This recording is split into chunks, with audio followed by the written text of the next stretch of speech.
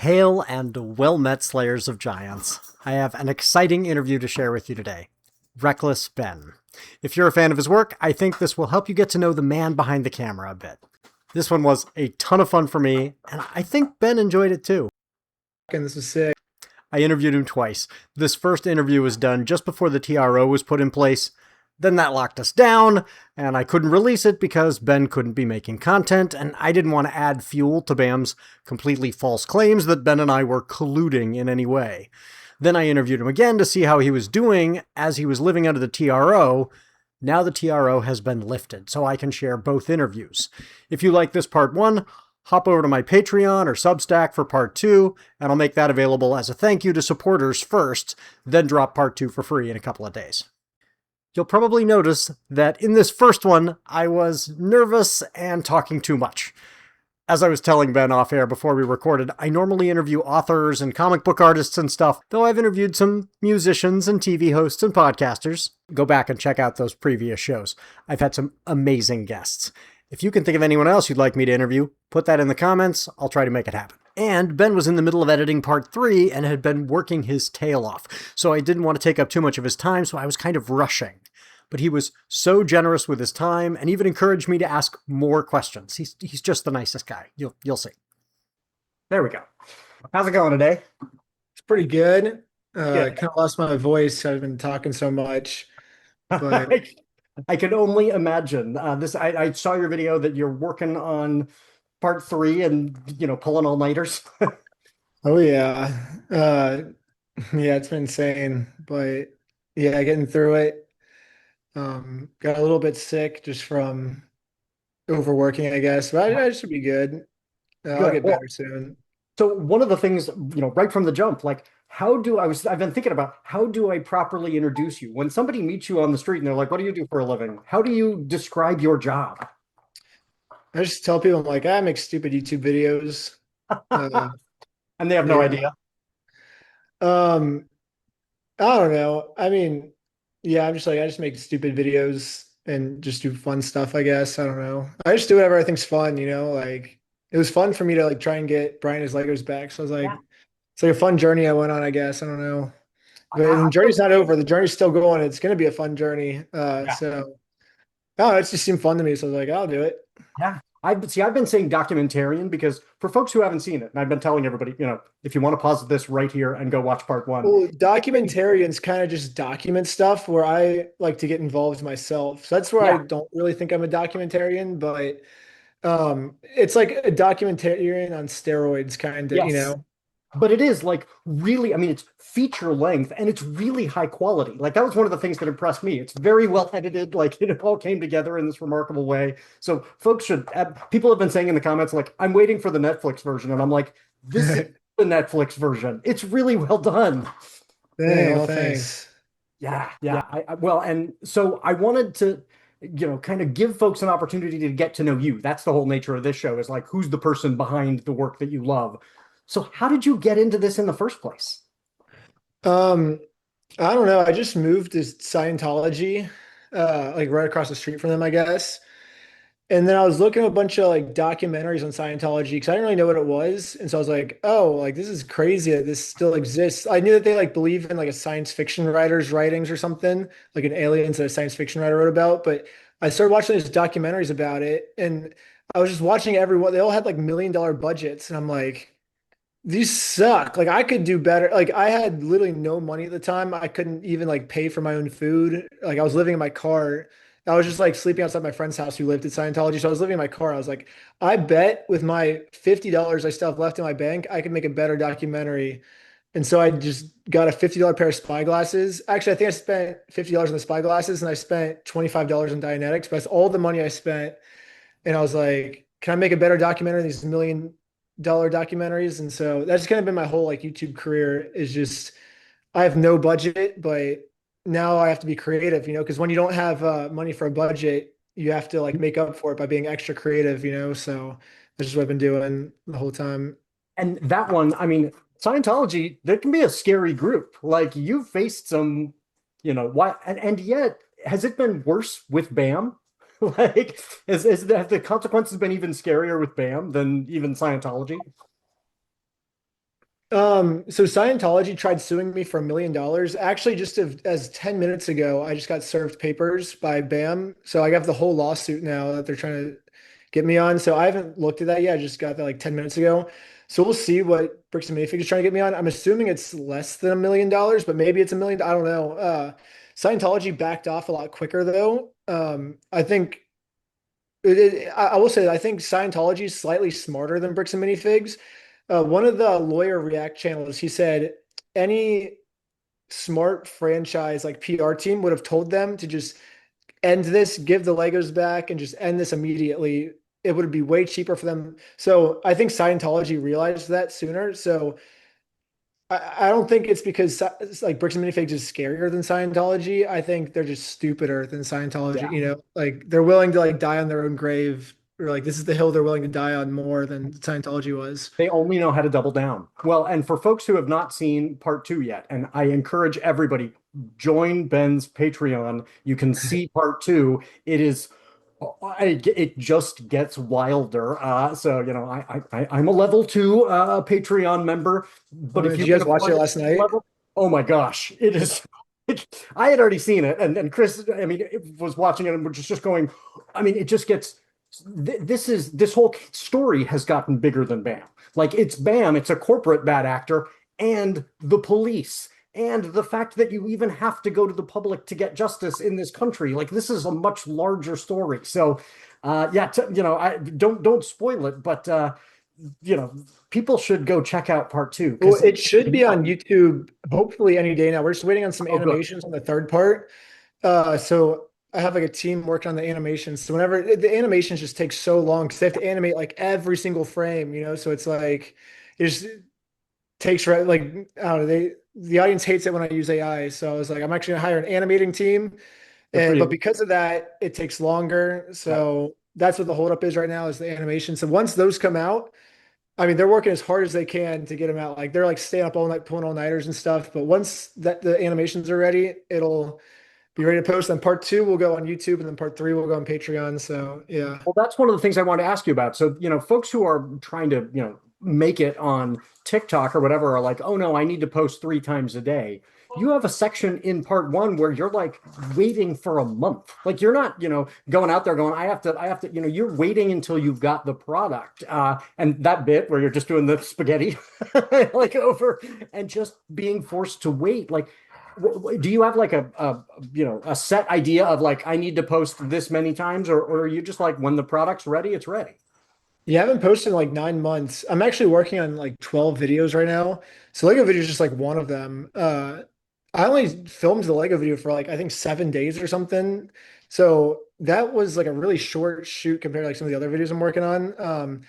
So I was just whenever it's ready, it's ready. I don't really follow algorithm stuff. I don't really do the algorithm or anything. I just whenever something's ready to share, I'm like, okay. I definitely so on YouTube, it's definitely quality over sorry, quantity over quality. So the more garbage you post, the more viral you're gonna go.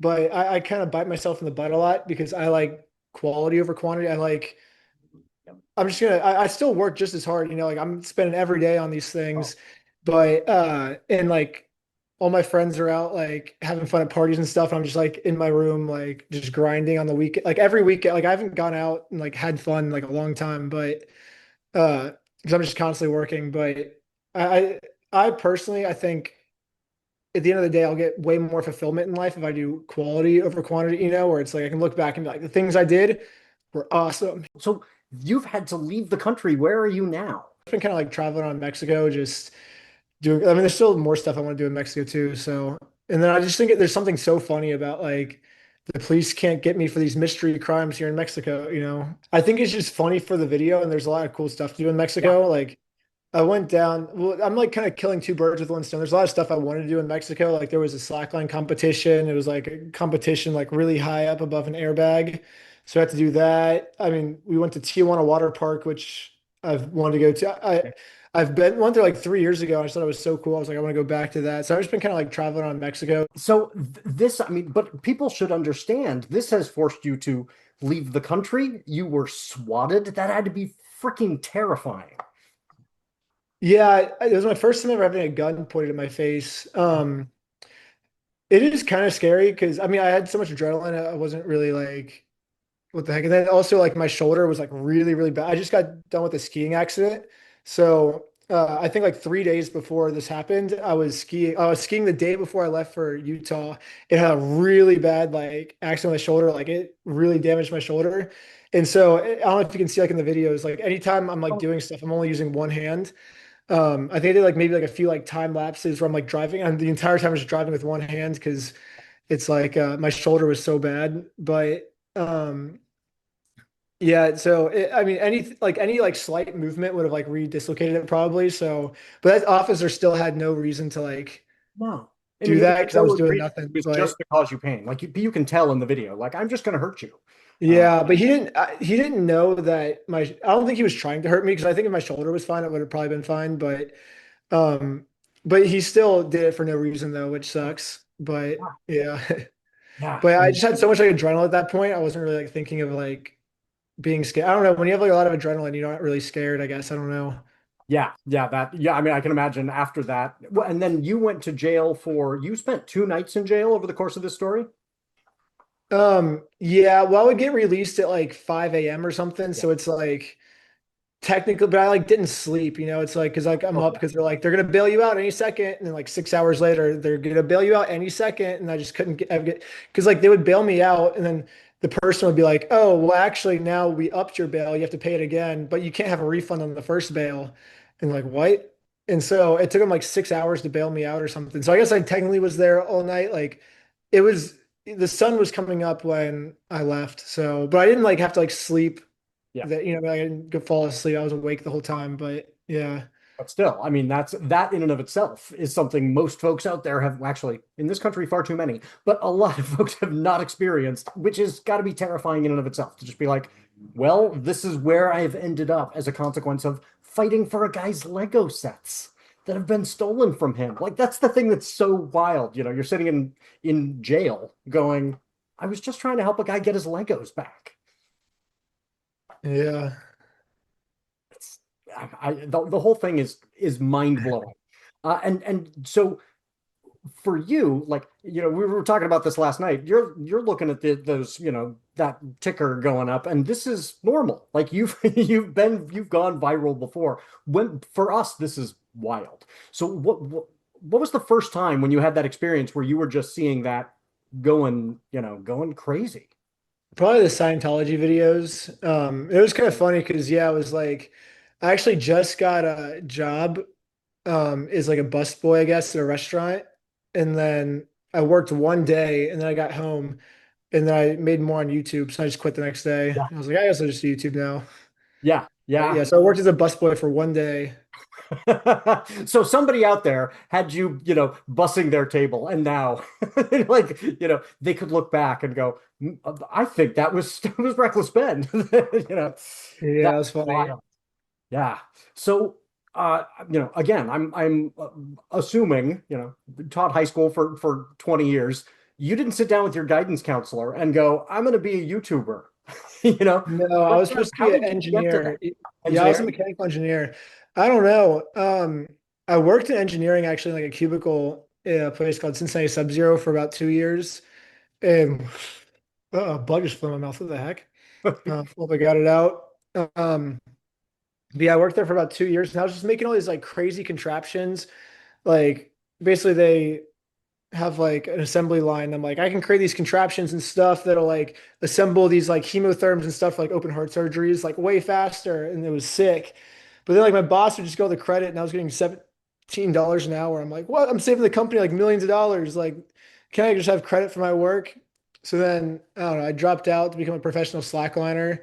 And well, I put it on hold. I didn't like drop out. I guess I just put everything on hold. So I was like, I'll just do slacklining for a couple of years while my body's healthy. And then after that, then I'll go back to engineering.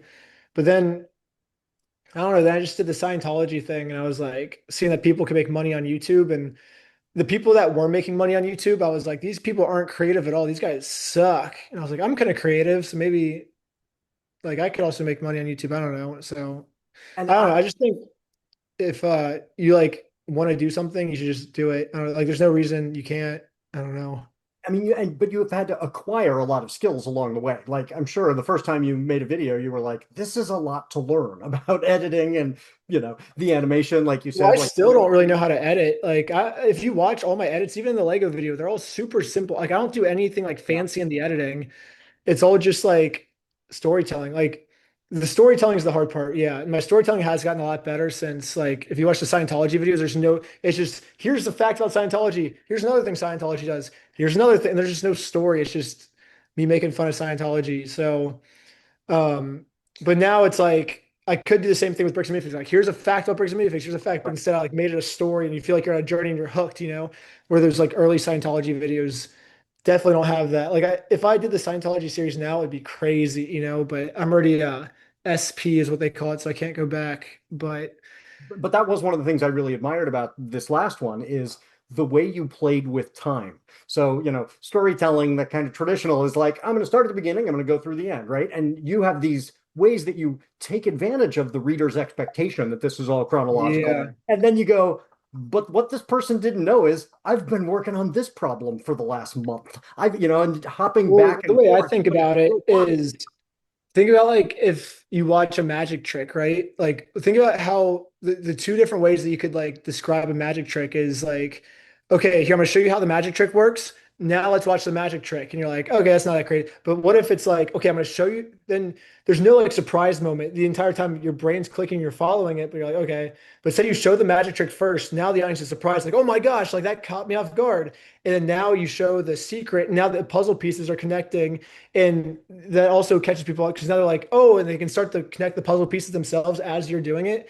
So I kind of think of the thing is the same way. It's like, well, let's show the magic trick first, and then let's show how I accomplished that, and it makes like a more reaction, I think, for the audience. Yeah. So when you're, I said it's not a process show, but I am interested in that part of the process. Do you write it all out, script it, or do you plot it out on a whiteboard, or how do you sequence all of that? Uh, no, just in Premiere, I just put it all in the correct. I just import it from my camera, put it in, and then I just go on the microphone and I'm like, well, this is what happened. And then I just pretend like what I've been trying to do for the last couple of videos is I want it to seem like personal with the audience because I read somewhere it's like the audience relates to your video more if they feel more personal connected. So it's like I've been reading that like a lot of the like overproduced stuff an audience doesn't really like as much because it doesn't feel as personal. They don't feel like they're close to you. But so I've been trying to like purposely like do that. So what I mean, I haven't really seen anyone else do this on YouTube, but I've been trying to make it a style of like I want them to feel as if they're watching the YouTube video with me, like sitting down next to me Yeah. watching it. So I just put all the time like all the footage in a timeline, and then I'm just like watching it. And then if I was like had my friend here sitting next to me, like if I'd like pause and give him some context, I'll like pause the video and then do the narration as if I'm giving my friend context next Yeah. to me. And so that's why I have like the pause buttons and like the fast because I want it to seem like the person watching the video is just sitting next to me, like watching this like video. Like the person's just sitting next to me watching the raw footage I got. And so that way Oh, it makes it seem more personable for them. And that's just I, my style. I don't know.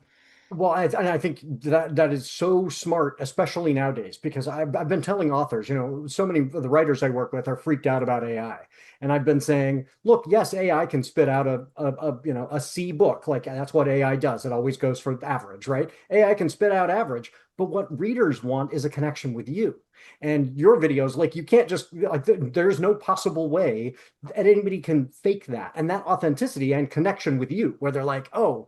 I feel like I understand where Ben's coming from because I watched him go through this whole thing. Yeah. No, that's what I think about every scene is like, how do I connect this so like everyone can feel like they're involved, like they're not just watching me go on this adventure, but they're like in the adventure themselves. Right. Yeah, yeah, and I mean, I can tell you as a viewer, it totally worked for me. Like the whole, like, like literally in some of the shots, I'm like, oh, I feel like I'm in the car. I feel like I'm, walking in with you into this very tense situation where you're like confronting somebody, and it is amazing what they are willing to say out loud with their human mouths. Like, Yeah. No, one of the biggest things we had going for us was they had no clue that we were YouTubers. They just thought we were just like stupid kids. yep. That's why the second one kind of changes because they just stopped talking to us because they found out that we're filming everything. But yeah. Well, and folks who watch it, I mean, that is, I think, the brilliance of your style is they, you take people take you for, like underestimate you. And so they don't realize, oh my gosh, that you rope-a-dope them, where they're just like, oh, I can say whatever to this guy. I'm just going to yell at him and make five confessions in a row. And I'm watching it going, they just said that. They said that out loud. There were so many moments where I was like, I can't believe they admitted to these things. Yeah, it was crazy. Yeah, filming it too, I was just like, I can't believe what's happening right now. It was crazy. Yeah, it's so now you're working on three, and is that going to bring us up to the present? Kind of. No, not really. It's kind of another flash. Episode three is actually happens before episode two, Oh, if okay. we're going like real time, you know what I mean? Yeah.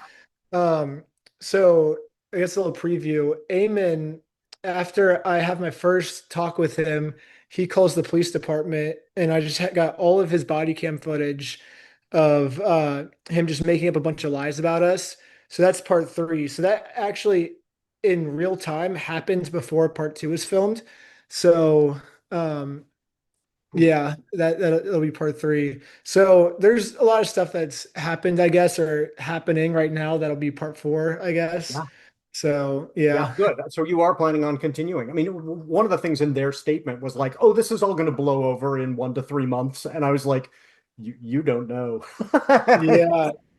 Well, it would blow over in 1 to 3 months if they give Brian his Legos back, Right. but if they sue me, then it has to be at minimum at least 2 years. Right. So this is their timeline that they're creating for it. Yep. Yep. They just keep, and it even says in there, whatever consulting firm they hired to produce that thing said, unless there's more fuel. And I was like, then stop producing fuel. Like Yeah. they could stop this thing. I think it could be done in maybe 2 or 3 days. They sit down with us. They say, here is a settlement. We negotiate. It takes 3 hours, whatever. Then they deposit the money. And part of that settlement is once that money is deposited, we make a joint statement and we say, Brian got his money back. We got our money back. They made this whole thing right. And 3 days later, they could be telling the story about this done, and that's it for them. Like this could be made right, and instead they are every day they just make it worse. So I am glad to Dang. hear that you are continuing, with part four or part five. Well, I mean, who knows how long this will take? Dang. Yeah. It's really up to Bricks and Minifigs. However long they want to keep going is how long I'm going to keep going, I guess. Whenever they want to stop, then we'll stop, I guess. But they're the ones that are, yeah, adding the fuel. So it's up to them at this point, I guess, you know? Yeah, yeah. So when you are, you were saying, you were down in Tijuana, you're going to the water park. Like, how are you keeping yourself, your own mental health in the midst of all this? What else have you been up to that's keeping you going during all this craziness? Nothing, just Workaholism? uh, yeah, just editing and trying to go through emails. Yeah, it's all I've been doing, I guess, since I posted the video. Yeah, yeah. And I filmed the two little updates, and that's literally about like, yeah, it's just been my life the last like 4 days. So but my mental health's good. I think like knowing that like Bricks and Minifigs is not going to give up and I have 2 more years of content is like good news. So I'm just that makes me happy. Yeah. Because like everyone else just like folds, like Scientology just stopped talking to us, McKinney Manor stopped talking to us. So like they stop, like everyone just like stops once they find out like I'm a YouTuber, except for Bricks and Minifigs. So it was kind of like it's kind of just makes me happy. That's what helps my mental health, I guess, is that they're so stupid they're gonna continue to keep going.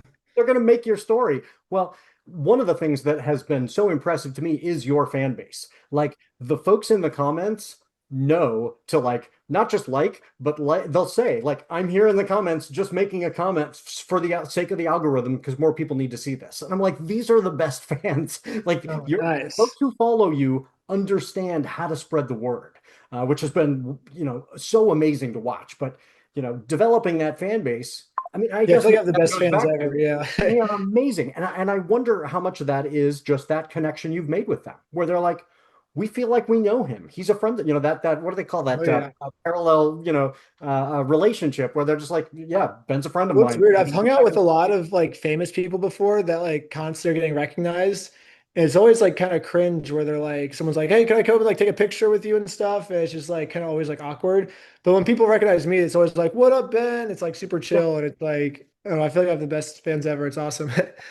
Yeah. Oh, I mean, you do. The folks in the comments are doing the work. Like, they're pushing it, and I hope a bunch of them are hopping on Patreon. The more Bricks and Minifigs threatens to like deplatform, like the solution to that, everybody, if you're watching this, is follow Ben on multiple platforms. So you're on YouTube, you're on Patreon, so that if either goes down, you can still pay attention. So get on that Patreon and you get to see part three earlier, which will be Oh nice. yeah. Yeah, you get like a week early on Yeah. Patreon or maybe 2 weeks, depending on how long the editing takes. But yeah.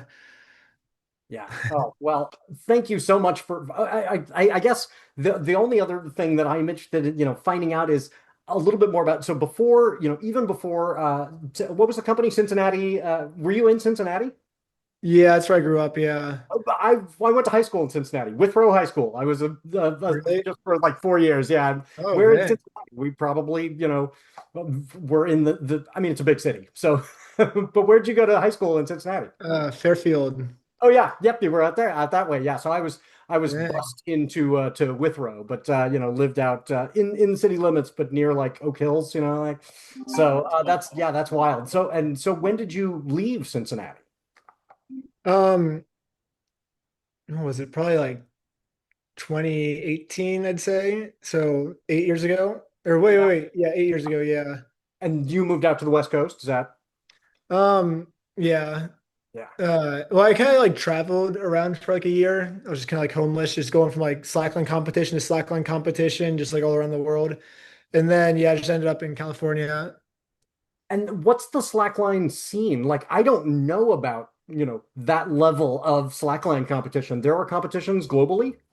Oh yeah. Like I just went to one in yeah, the one I just did in Guadalajara, in Mexico. I mean, yeah, they do them in like Japan, China, Germany, trying to think where else they do them. No, a lot of them around the United States, like I've been like they do one in Colorado, Virginia, California every year, and yeah. That was one of the moments in the video. So if, folks don't know you and this is their first exposure, when you have to go to, I'm not sure if this was in part one or part two, but when you had to go to Mexico, then you're on a slackline. Oh yeah. Holy No, I crap, I was didn't know you could do that. Yeah, no, I haven't been to a slackline I haven't been on a slackline in like 5 years just because I've been so busy like editing and doing YouTube stuff. So it was my first time on a slackline in 5 years, and it was 30 feet in the air above an airbag. It was so scary. Like I almost threw up because it was so scary. But I was like, well, I'm going to Mexico anyways. Like there's a competition in Mexico. I'll just go down there. So it was sick. I was like, I'll compete if I'm gonna be there anyways, I might as well compete in it. But yeah, I still have all my skills, which is sick. I haven't touched it in 5 years. I can still do everything, but it was scary though. It was really scary. Because it's like if you land wrong, I think half the athletes got injured with like dislocated Really? shoulders and stuff. Like Because that distance. it's so bad. Yeah, and my shoulders aren't great still from that skiing accident. Yeah. So it was scary. Yeah. But I was fine. I was one of the few athletes that didn't injure myself, which was Yeah. good. Yeah, that is good. Well, and it's a great moment in the video too, because you're like, I guess I have to escape to here, and here I am having fun. Yeah, Like yeah. this is what this is Bam's worst nightmare. They want us to be miserable. And there you are on a slack line. Like, that was Yeah, it very was funny. cool. So Yeah, and then Victor's come down to like visit me and stuff, and it was sick. But yeah, it was sick. yeah, and he has been great throughout too. On that's Victor who's doing the React videos with you. Oh yeah, yeah. Yeah, and he's great. So that is cool that, is he a YouTuber as well, or is he just a friend who has been doing all this stuff with you? So I just met him because we were both like living in our cars in LA. So I just met him because he was also just someone living in a car, and I was like, I'm living in a car. And then we just became friends, and he's in like almost every one of my YouTube videos at some point. But he like films stuff. He like sometimes posts them on YouTube, but he's not like a YouTuber. He's kind of just like uses YouTube as like a journal almost, you know what I mean? Just like I want to remember this cool moment, let's put on YouTube. But yeah, he's sick. Yeah, I mean, he's just a cool guy. Like I'm like I would hang with him. Like he's really Yeah, cool. he's sick. Yeah, he So does like yeah, stunts and he is like one of the craziest like stunt guys I've ever met in my life. He's insane. the way you guys have stepped up for Brian, like you know, just like us, he has had just an absolutely awful experience, and I know that it has just been terrible for him. And so this has just got to mean the world to him to see so many people being supported, and we, driving people. Please go support his GoFundMe. Help Brian out because this he's had an awful time. And it's cool that how many Yeah. times did you get to meet with him? Oh my gosh, so much. Yeah, probably a lot. Yeah, we were just like hanging out with him every time we were up there for sure. Yeah, and he's a cool guy too. So that it's nice to, like have a somebody you can root for, who's Yeah, the he's victim of it. super cool. Yeah, just super nice. Because at first, when I first heard about the case and stuff, I was like, "Is Brian like?" Because like corporate would always say like Brian's lying about all this stuff. Like we offered to give all his stuff back, and he wouldn't accept it and stuff. And Brian's just hateful of it. And so at first, I was kind of like, "Huh?" But then each time I hang out with Brian, just every single thing he says just checks out, and it's Yep. like, okay, like he's never like said anything that has ended up being not true, you Yeah. know? So yeah. Yeah. I mean, I totally understand that he has been in just, in this like rock and a hard place, just, it's this terrible position and trying to get through it. And so, it makes for good music. He's got a band. So if people want to go check it out, Brian Oh Mantel's yeah, his gonna band rock was me. sick. Yeah, Check he out showed his me all band. his They're music. cool. Yeah, he Yeah. showed me all his music. Apparently, he created a song that was the inspiration for the Black Parade. I don't know if this is supposed to be public, but he wrote a song, showed it to the My Chemical Romance guy, and the My Chemical Romance was like, "Wait, so they're like in a parade to like their death or something?" He's like, "That's a sick concept." And then like 2 years later, then that song comes out, and The whole thing. Oh, that's awesome. but Brian showed us the original song and it was pretty sick. I mean, it's completely like different genre, different melody, but like the lyrics are like about the same thing, you know? Yeah. So it's, Yeah. I guess he inspired the Black Parade, which is kind of cool. Yeah. Oh, yeah. That's great. Well, thank you so much for being on here today, and for all this that you have been doing. And again, I encourage people go to the Patreon, Oh, follow. thanks, The dude. other great thing about the Patreon is people will then get an email. Like it'll let them know, oh, this dropped. Oh, that's sick. I didn't even know that. Yeah, yeah, yeah. It can do the little like, oh, you post a video and you click on the thing. Yeah, let my subscribers know. And then, they will get a little email. And so that way, when this stuff comes out, you can be aware. So sign up for the Oh, Patreon. I'm glad nice. you did. Yeah. Well, thank you for all of your work and thanks for being on. And I am sure we will be seeing, interacting as more of these drop because this is a long fight. Oh, nice. Well, is any more questions you want to ask or is Uh, that I guess the it? only other thing I was thinking about is, do you, after all of your experience, after everything that you've gone through, do you have advice, not necessarily, for YouTubers, but like, what is something you've learned that you wish people out there kind of understood that you've learned that would be your advice for folks? I'd say the number one piece of advice, people say this a lot, but I don't I think it's more important than people realize is just like do stuff and have fun. Like I think the thing that holds most people back if you're trying to be like a YouTuber is they're like, "Oh, this video's not good enough, so I'm not going to post it." And it's basically it's a stupid saying like you miss 100% of the shots you don't take, but like literally like it's I've seen so many of my friends that like want to be YouTubers and the reason people aren't successful is because that's the reason people aren't successful is they're like, "Oh, I'm not going to post this because like it's not good enough yet." They try and think of something that's like too big of an idea, you know, and they just can't do it. Where it's like if they just went and did something that was like they thought was funny and then just posted that. And then the next day they posted something slightly better. And the next day they posted something slightly better. And you do that every single week, you know, like maybe not every day, but like every week I'm going to post something that's slightly better than my last. Then in like 4 years, you're going to be amazing, you know? Like for me, like my Scientology series sucked, you know, like it was terrible. But like if I wouldn't have posted it, I wouldn't be here, you know, because I just try to make every series and you can see if you go through my videos, every video is like this much better than the last video, you know, And I just try and make each video this much better. And so, but over the course of years, then you become good, where people are just like, oh, I'm not as good as like an editor as Reckless Ben or something. So I'm just, why are people gonna watch me when they can watch Reckless Ben? But it's like, well, you're not good because you haven't practiced it.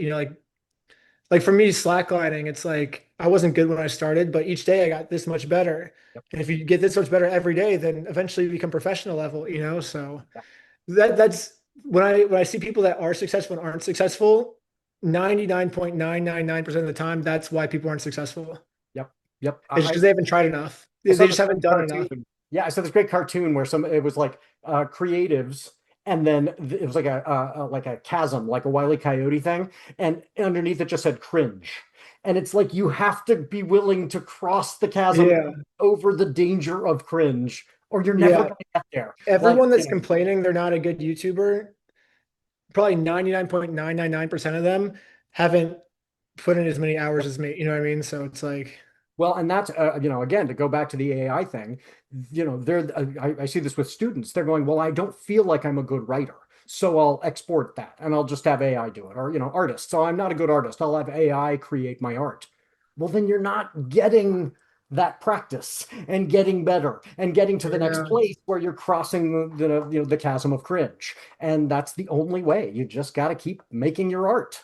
So yeah, I mean, I'm Yeah, you glad don't that. get better unless you mess up because that's how you get better is from your mistakes. And then people roast you and you're like, okay, now I know what not to do. So basically, it's kind of like the light bulb guys. Like I know like 150 ways how not to make a light bulb. It's like I know all the ways how not to make a YouTube video because everything wrong, I've probably already done it. Yes, yes. And this goes for, I own a small press, and I tell people that, the reason I have a business is I've made all the mistakes. Like, you should sign with us because I know we tried this and it didn't work, and we tried this and it didn't work. And like you've got to make all the errors. And so yeah, that is the key, which is excellent advice for folks to go out there and I don't want to say don't be afraid. It's okay to be afraid. Be afraid and do the thing you're afraid of. Yeah, Like, that's good advice. Yeah. Well, another thing too, yeah, with my videos is if I'm not like scared at all, then I know it's probably not a good video. Like you should always be pushing yourself. Like don't just put out slop every day. Like you gotta like if you're pushing yourself every single day where like you feel uncomfortable, then you're doing it good. yeah.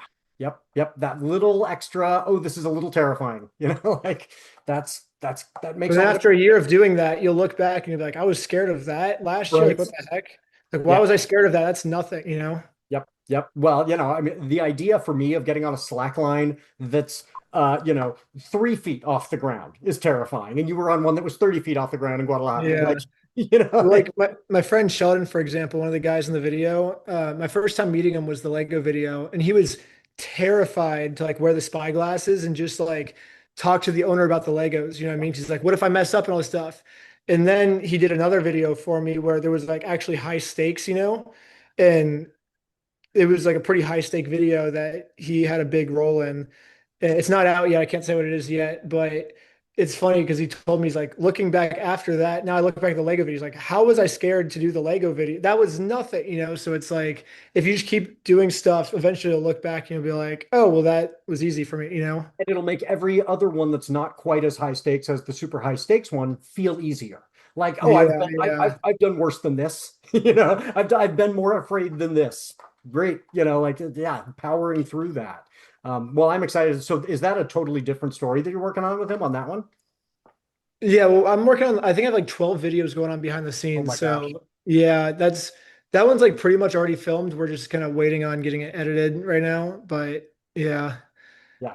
no, So yeah, we Sheldon's like gotta. one of the main like characters in that. Sheldon killed it in that video for sure. Yeah.